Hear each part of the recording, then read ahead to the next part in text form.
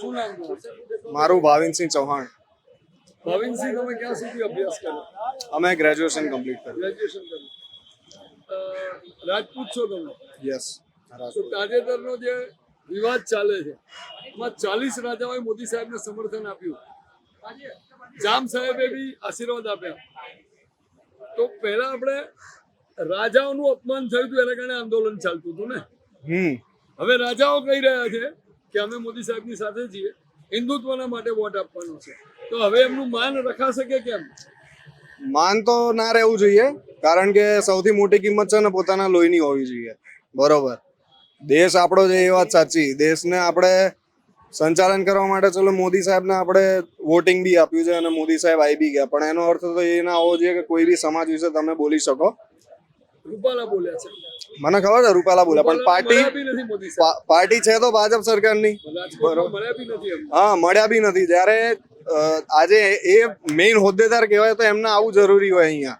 જે આટલું મોટું આંદોલન થયું હતું, જે રાજપૂતાની જે સ્ત્રીઓ હતી એ બધી કહી રહ્યા હતા, આગળ વધ્યા હતા, પણ કોઈ છેલ્લે આગળ આવીને ઊભું રહ્યું નતું અને બધું એમને પતાવી નાખ્યું હતું આ લોકોએ, જે બહુ ખોટું કહેવાય.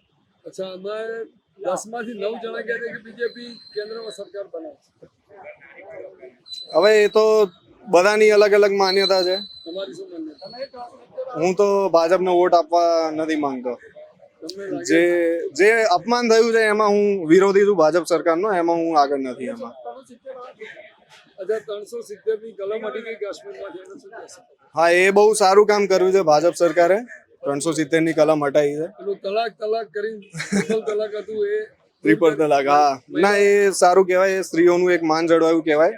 આજે કોઈ પણ ધર્મની સ્ત્રી હોય, બધીનું એક માન સન્માન હોવું જોઈએ અને આપણે બધી સ્ત્રીઓને માન આપીએ છીએ. અચ્છા, 450 વર્ષથી રામ મંદિરમાં રામ ઘરની બહાર બેઠા હતા અને એને પોતાનું ઘર મળી ગયું, આટલું ભવ્ય, વિશ્વ આખાના હિન્દુ ત્યાં આવે છે, એને શું કહેશો?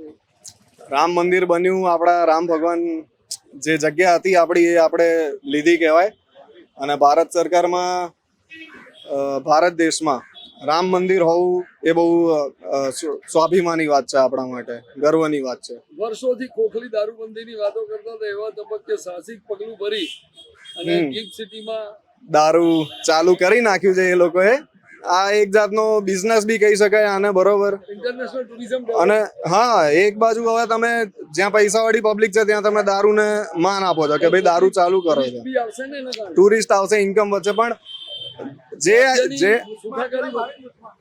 જે ગુજરાત આપણું છે ને, જે દારૂ બંધીનું હતું એ રહેવું જોઈએ. તમે એમાં જ આપણી રાજધાનીમાં તમે દારૂ ચાલુ કરો છો, એ ખોટું કહેવાય.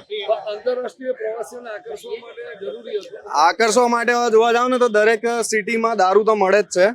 કોઈ જગ્યા એવી બાકી નહીં કે જ્યાં દારૂ નહીં મળતું. પહેલા જમાનામાં આપણે નગર શેઠ, ગર્ભ શ્રીમંત, રાજ કપૂરના પિક્ચરો જોયા છે. એ શેઠિયાઓ દેશી ગાડીમાં ફરતા હતા. આજે આપણે જોઈએ છે કે એ જ 20 રૂપિયાની ટિકિટમાં ઓર્ડિનરી માણસ એસી ગાડીમાં જવા માંડે. એને શું કહેશો? સાવ લોઅર મિડલ ક્લાસનો માણસ અચાનક એક ગાડી એવી આવે છે જેમાં ચડી જાય છે, એસી નીકળે છે. વાવ, એકદમ વાહ. આ જે ડ્રીમ પૂરું થયું. ટેકનોલોજી વધી છે અને પ્લસ સામે લોકો પોતપોતાની લાઈફસ્ટાઈલ એન્જોય કરે છે પોતાની રીતે. 20 મિનિટમાં વસરાલથી માણસ રાણી પહોંચે છે. હા, મેટ્રોની જે સુવિધા ચાલુ કરી છે એ ખૂબ સારી વાત કહેવાય. મતલબ ડેવલપિંગ થઈ રહ્યું છે. ગુજરાત બહુ મોટા પાયે ડેવલપિંગ થઈ રહ્યું છે બીજા બધા સ્ટેટ કરતા, જે બહુ સારી વાત કહેવાય. હા, ભારત જે ખૂબ આગળ વધી રહ્યું છે બધા દેશ કરતા, એ બહુ આપણા માટે સારી વાત કહેવાય, ગર્વની વાત કહેવાય. વોરની વચ્ચે કોઈ પણ દેશના વડાપ્રધાનને વોર હમણાં બંધ રાખો અને મારા વિદ્યાર્થી કાઢી લઉં.